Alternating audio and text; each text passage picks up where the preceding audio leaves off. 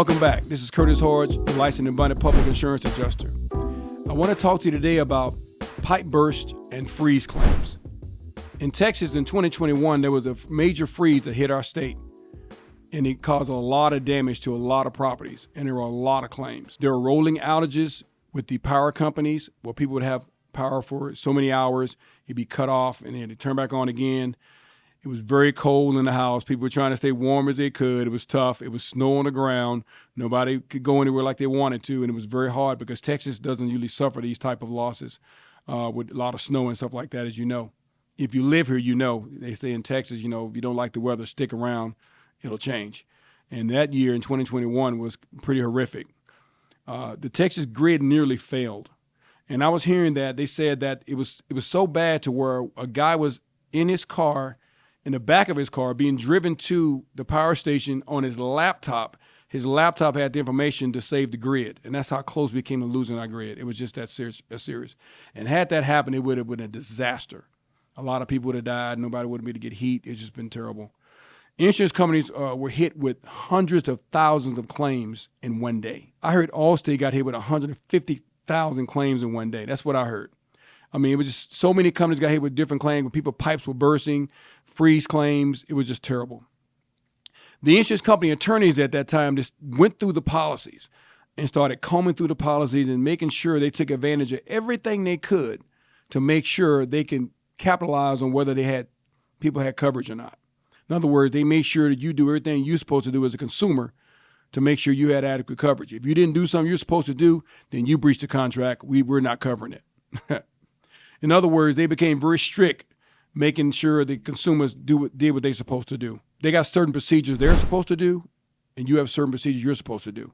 If you don't do your part, then they can charge you to say, well, you didn't do your part, so we're excluding this coverage. If they don't do their part, you got to go through the loops to try to get them to accept that they breached the contract, and normally that includes getting an attorney or maybe some kind of other process in the policy like the appraisal or arbitration.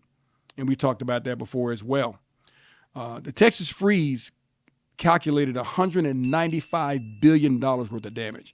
That's almost like a major hurricane. And I don't know if they did anything to the grid to stop if this happens again.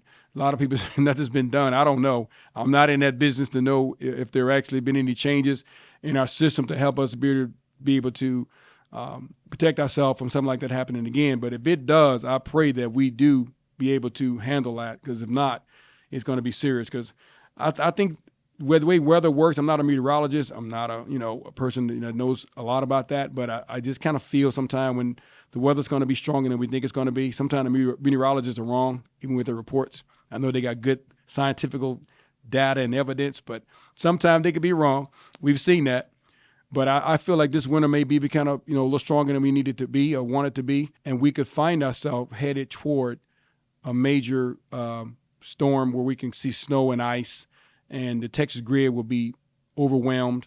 And hopefully, like I say, we'll have it'll be able to handle whatever is given to make sure people can stay warm in their houses, and the outages won't be as long. And people lost their food. People lost a lot of things. Restaurants lost their food. There's a lot of things that was like during that situation that people had losses. There was collapse from the snow and ice on covered ports, carports, roofs collapsed. And it was a lot of situation, because what happened was it snowed, then it sleeted on top of the snow, then it snowed again. And it's like it just stuck down. It was really heavy. And so people had a hard time trying to just find some warmness and try to get back to some normalcy. But the insurance companies were scrambling. And one thing you couldn't find, it was two things you couldn't find at that time, was a plumber. If you had a pipe burst, first thing you do is call a plumber. Couldn't find them. They were everywhere. And their prices were changing as the time go on, because it was supply and demand. And also you couldn't find a restoration company to come dry your house out. They were few and far in between too. People came from other states to come down here and work. A lot of different companies came to come out and work these claims. And a lot of them I found out they didn't know Texas procedures and policies of what you have to do after a water loss. And for the most part, the insurance companies was pretty much okay on it. They kind of worked around it. But I wouldn't want to get caught in a situation where I'm not doing something right on a Texas insurance policy, because they're getting strict. And I was talking to a friend of mine today. We was talking about how so many things they're requiring to prove that you have the damage. them coming out and see the damage is not enough. They want to prove that that TV doesn't work. So have someone come out and diagnose that TV and see why it's not working. Can it be repaired? Does it have to be replaced? It's not, you got water in your TV and that's not enough. You have to make sure you prove that it's beyond repair before they pay for it now. They just making you go through a lot of more things you normally didn't go through in the last 24 years of doing this business I've never seen before. When they combed through those policies and found all these things that they were not taking advantage of, they started taking advantage of them. And they hadn't stopped. And they're still going, and still going. And the industry's changing out here in Texas so fast. You know, the insurance companies are buckling down and get into a trench position to where it's almost impenetrable to get them to pay claims properly. And that's sad. You know what I'm saying? It makes our job a lot harder. We know what to do. The average property owner may not know what to do. That's why it's important that you hire a public adjuster to make sure you have a fighting chance of getting a proper settlement on your claim. Some insurance companies didn't make it. They folded. They went into receivership and were sold off to other companies. Some companies merged. You know, smaller companies were bought out by bigger companies, and they're still doing that today. They were trying to salvage themselves from having so many claims hit at one time. They didn't have enough adjusters to handle all the claims that came in. You probably didn't see adjuster till like a month and a half. People were calling trying to get into hotels. The hotels were booked. They were calling and trying to get into Airbnbs. Well, actually, they would get into rental properties. The insurance company usually didn't allow Airbnbs because they were so expensive. Because of the lack of availability on houses and available properties to rent, they had to open up and let people use Airbnbs. They're trying to back out of that now. Now they want to go back to fair market value. That means like if you're in a house in a neighborhood, what does it cost to rent a house in your neighborhood? That's what they want to cap you at as far as what you allowed to get to rent. Your fair market value of what's in your neighborhood, what you're actually living in. Now you're outside your house. What's the fair market value in your neighborhood? That's what we allow you to do.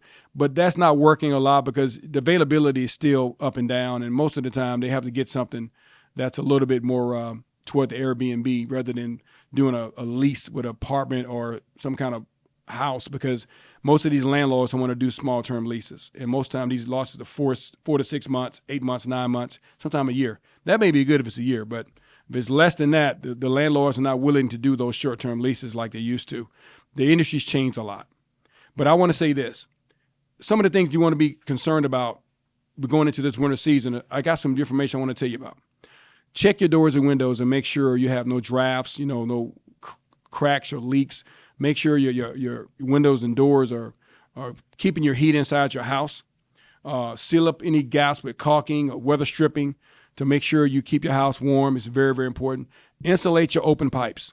Very, very important. Some policies won't even cover your water freeze claim or your pipe freeze claim, pipe burst claim, unless you have your pipes insulated.